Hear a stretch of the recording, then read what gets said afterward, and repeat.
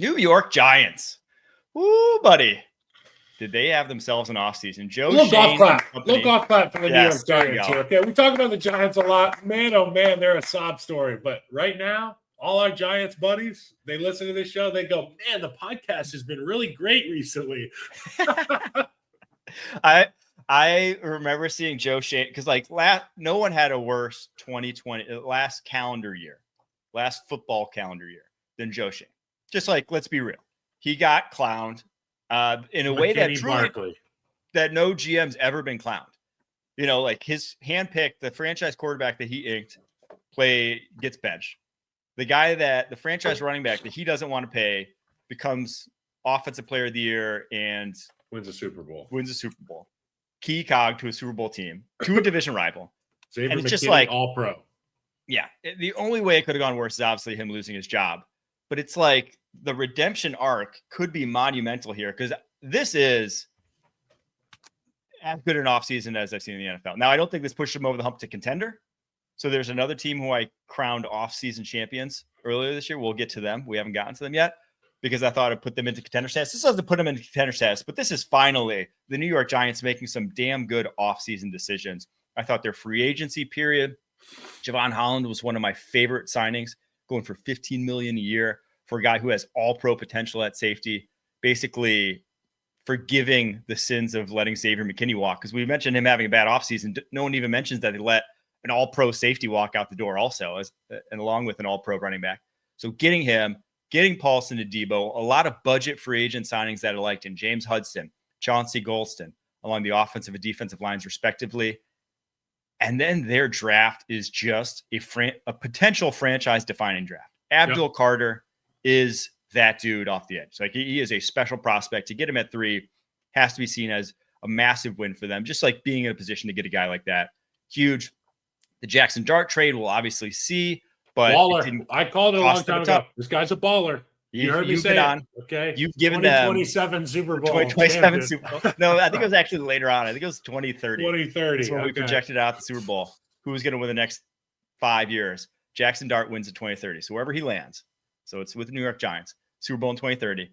And then Darius Alexander. You needed a 3 technique. Someone who can rush the passer next to Dexter Lawrence. He may be the most NFL-ready pass rusher in this DT class. Watch him at the Senior Bowl. The guy was dominant. He won the MVP of the defensive line over the course of the week in the Senior Bowl.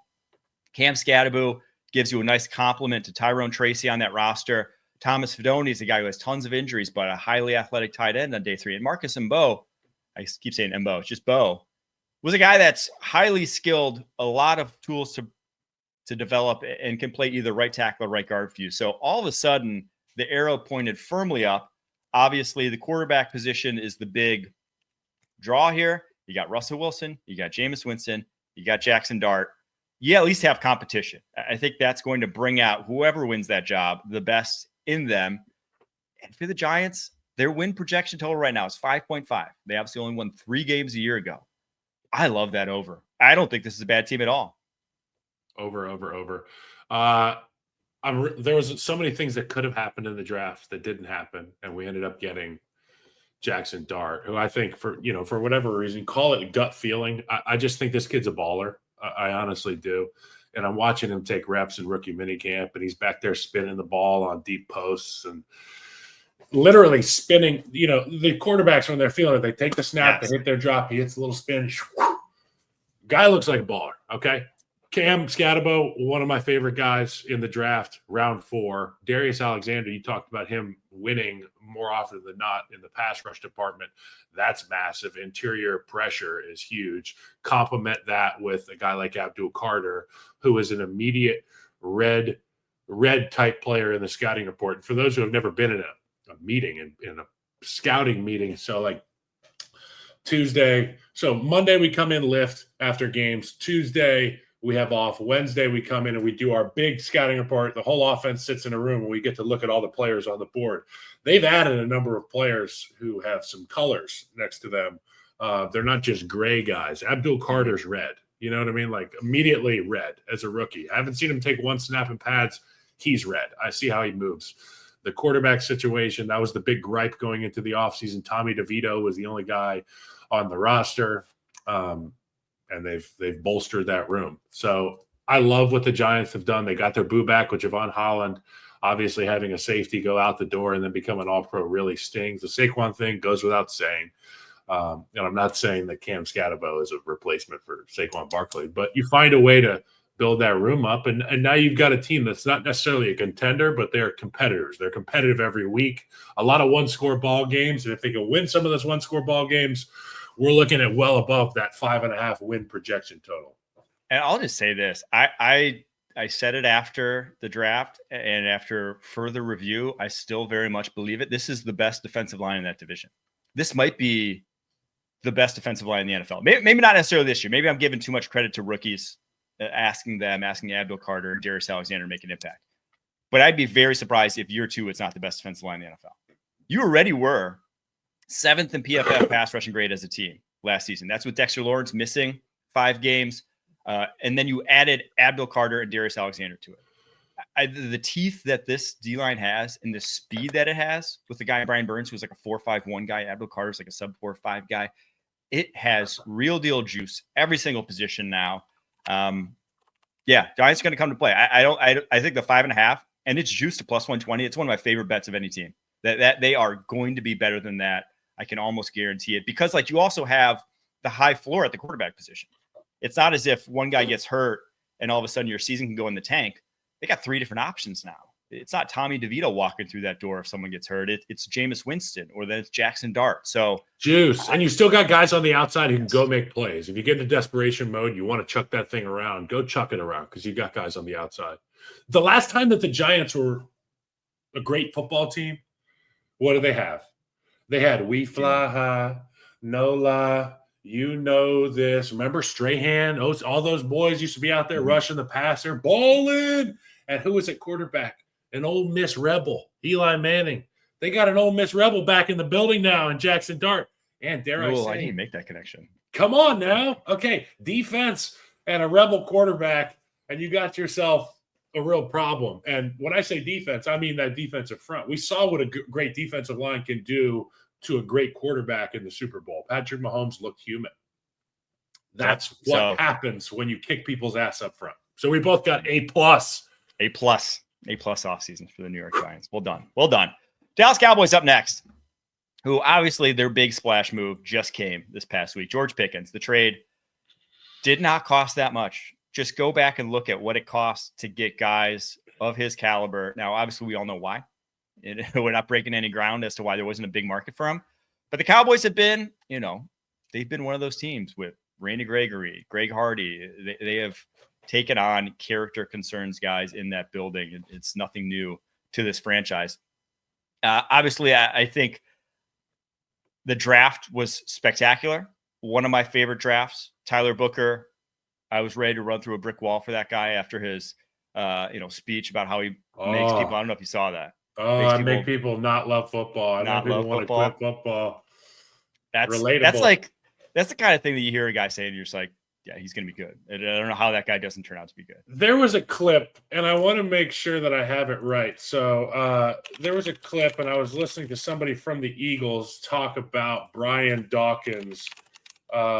So there was a point where he was like, oh, it was Takeo Spikes. Mm-hmm. So Takeo Spikes was talking to Brian Westbrook before the game. And forgive me, I'm pulling up the video right now. But Takeo Spikes was like, are you ready for the game? And he said, I'm going to take his soul. I think about the reaction, and you can see it in Spikes' eyes, where he's like, he's not just saying this. Brian Dawkins wants to take people's souls. If you have a guard with that disposition, a guard, not just an O-line, it helps to have a tackle who's a badass. We all love Penei Sewell and the things that Trent Williams is able to do, from a physical standpoint. I got to watch Trey Smith up close and personal in Kansas City, and the impact that physicality has. You have a rookie on that Hollywood-style Dallas Cowboys team who's like, I'm only here to wear people out. That's what I'm here to do. And you could see Micah Parsons' reaction in that interview. Tyler Booker's going to be great. I love that. You go get an edge rusher and Donovan Ezeraku. That's great. We know these BC guys are smart. We got one in Chicago and Ozzie Trapillo. The Osa Idigizua retention was great. You got to take care of your. Obviously, Pickens is the big jack in the box. You're not sure what you're going to get when you turn that thing a couple times. When it pops out, is it a clap? Is it a beast? I'm excited to watch the Cowboys, but you and I talked about it. I don't think they're there yet. But man, oh man, this is a good get there. The first 2 picks I love. I'll say this about George Pickens, and he's a big reason why I went A-. Obviously, there are some big negatives to this offseason. Zach Martin retiring. He was kind of on his last legs, but that's still a franchise legend not walking through that door. I think Jordan Lewis was a quality slot cornerback. Those 2 are going to hurt, but I think you added more than you lost. But with George Pickens, he's in a contract year. Say what you want about the guy. He's nuts. He's checked out last year, quit on his team at times. Yes. I bet he's smart enough to ball out in a contract year. 100%. That's like everyone, when they see dollar signs, tends to lift up their level of play. So I think in a contract year, in a new situation, you are going to see George Pickens' best. Now, do I want to give him, $30 million a year after this? Who knows? Somebody Maybe not. will. Maybe let someone else make that decision. But in this year of all years, yeah, I'll bet on George Pickens for what they had to give up. So I've played with some slow blinkers, Mike. Okay, some real slow. I'm talking. But when that contract year comes, they're just like, they don't even blink, man. They're ready to go. They see that carrot dangling in front of their face. They're like, I'm going to do everything I can to be the best player possible. What's that meme where the guy's got like some opening up someone else's eyes? That would be Brian Cushing on crack cocaine chasing running backs. Gosh. Yeah, he was. That guy loved football. Allegedly. But the Dallas Cowboys, to get back to, I do think going from Cushing the one thing that didn't do crack cocaine, by the way. He just played like it. Okay. Yes. I'm an O-lineman. We all hated Cushing because he was an animal. A lot of respect, though. Not but on he crack did cocaine. get pop. Maybe some other prescriptions written for that guy, though. I think that the one thing worrying me, because they had 7 wins last year, projected at 7.5. It's really juiced to the under right now. 100 minus 130 on that 7.5 number to go over. Is Brian Schottenheimer. That's the biggest thing right now hurting this Dallas Cowboys offseason. You went from Mike McCarthy to Brian Schottenheimer. I don't think even your most diehard of Cowboys fans, even your most Kool-Aid drinking, can look you in the face and say this is going to be an upgrade. Right? It's just that's the worrisome thing in a division that's as good as it is. And we're just singing the Giants' praises. We're about to sing the Commanders' praises. And obviously the Eagles are the Eagles. You rolled in with the least exciting coaching hire of the offseason. That's what worries me if I'm a Cowboys fan right now. But I think the rest, personnel-wise, awesome across the board. Really can't complain, because the one thing I was complaining about was the lack of a wide receiver, and they added the best wide receiver you could add this offseason, in my opinion.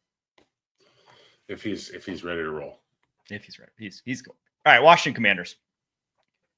Their offseason was eventful, to say the least. This is called pushing your chips to the edge of the table when you got the guy at the quarterback position.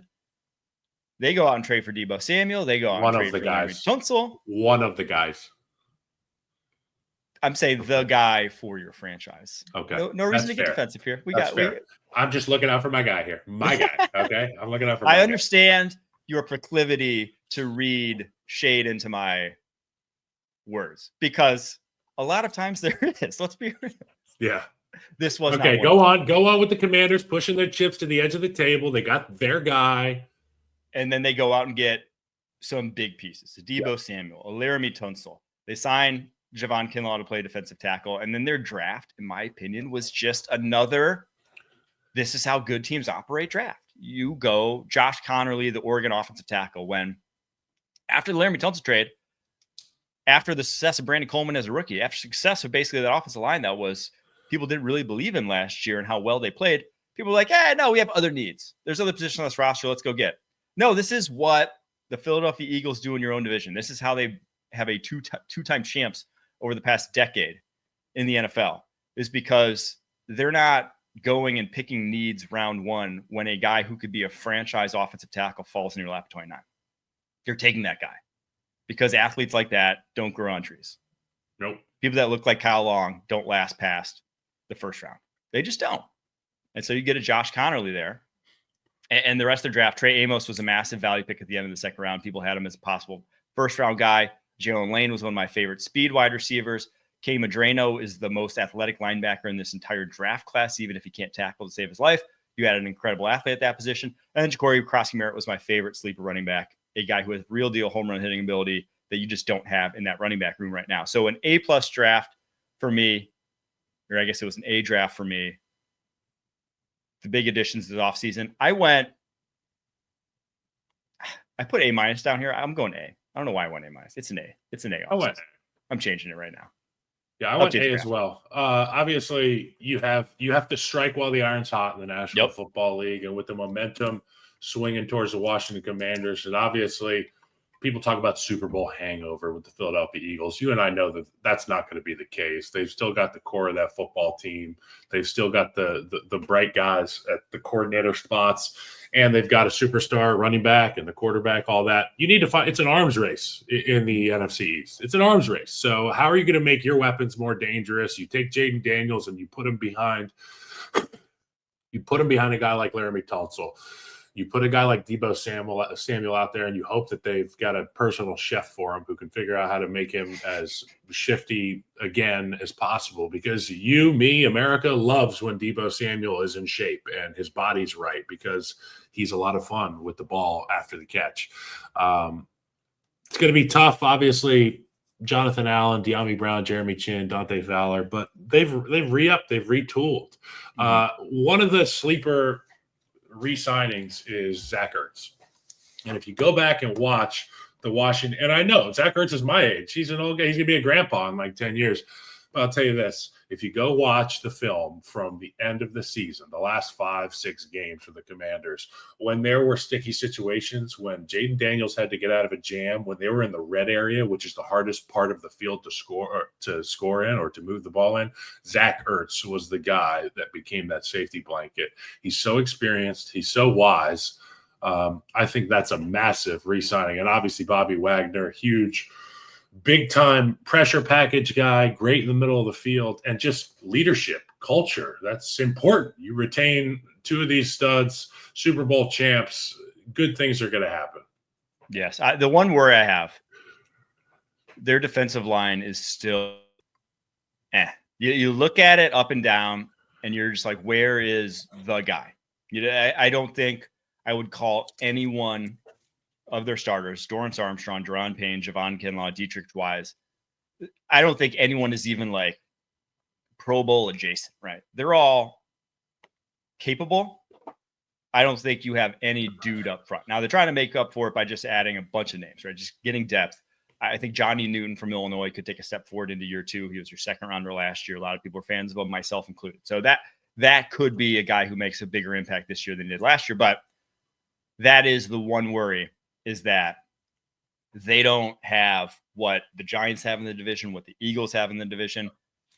But they might just win shootouts again. They scored a ton Their of pressure packages from the linebackers lends itself to being like, okay, we don't have the horses up front. We can find a way to bring some archers from the back, okay? And they bring these two guys up the middle of the field with Luvu and Wagner, and, it's dangerous. I'm not going to get my ass kicked in the first half second of the play, but I'll tell you what, with these loopers, twisters, picks, and stunts, it's chaos. Yeah, I cannot believe they're over-under right now, win projection total, 9.5. They won 12 games last year. I am going to hammer that so freaking hard. And if you worry about Jaden Daniels' injury, just go watch the games that Marcus Mariota played. They were still cooking. They still won like games. Light-skinned Jaden, dude. Yeah, I don't foresee this team. That's another one of my favorite. A lot would have to happen. I'm going to make a note. The schedule's going to be tougher. Commanders win total. Bet Commies over wins. Okay, I wrote it down so I won't forget it. Last team here, Philadelphia Eagles. Obviously, some big key losses this offseason. Josh Sweat, Milton Williams, Mekhi Becton, CJ Gardner-Johnson. That's Usually par for the course, though, for a Super Bowl winner. It's just difficult to keep that same team intact every year. They had to have tough decisions to make, and they said, we're keeping Zach Bond. We're going to go sign some budget guys, Josh Uche, Azeez Ojulari, 2 great signings in terms of guys who can get pressure on quarterbacks. Didn't cost them much at all. And then obviously a good draft for them, but this wasn't, in my opinion, your typical Eagles, like, oh, they did it again draft. I thought this one's just like, this one felt like more of a, they're trying to run it back. Like they for the first time felt like they were trying to target positions that they needed to fill on this roster, because safety and off-ball linebacker with obviously Nakobe Dean's patellar tendon tear last year that he may not even play in 2025. Those 2 positions were like the positions they needed, and so those were the 2 they attacked in the first and second round. I don't think they got exceptional value, even if I think Jihad Campbell's like an awesome player. It was great, but it wasn't like a traditional like, oh man, the Eagles just got insane. They fleeced everybody. Yes. So I do think a job well done off season, but it's hard to think that those losses, Josh Sweat, Milton Williams, Kai Beck, C.J. Gardner-Johnson, it's hard to see them really replacing all those wholesale. So if you're not getting better in the NFL, oftentimes you're getting worse. So I went B off season. I think they're 11.5 win total. I think they could realistically go under that. I think there's a world where they're 11 to 10 win team this year, still a playoff team, obviously. But I think that dominance we saw last year, I think we just see that start to get eaten into a little bit this season, especially since the division's so much better too. I'll go B+ because you got to pay the cost to be the boss. We knew this was coming. All right. It's like when you win the lottery, what's the first thing you got to do? You got to write a big ass check back to the government. Okay. So the Eagles won their lottery this last year. They wrote their big ass check in the form of Josh Sweat, Milton Williams, Mekhi Becton, C.J. Gardner-Johnson. And they found a way to recoup some of those losses in the draft. You talked about Makuba and Campbell, but I think the 2 guys that are really important are the 2 guys in the middle of the field on both sides of the ball with Saquon Barkley and Zach Bond. And I feel like the astral ascent that Zach Bond went on in that Vic Fangio defense last year was so much fun to watch. Anybody who plays alongside of him, in front of him, or behind him will have a key communicator and a leader on the field. Jalen Hurts is going to take the next step. I truly believe that. If there is no soap opera at the receiver position between Jalen and A.J. Brown, we're looking at potentially 11. You said 10. I could see 11. The win total is 11.5. So I'm going to go can I go scratch? I think they win 11.5. I think they win 11.5 games.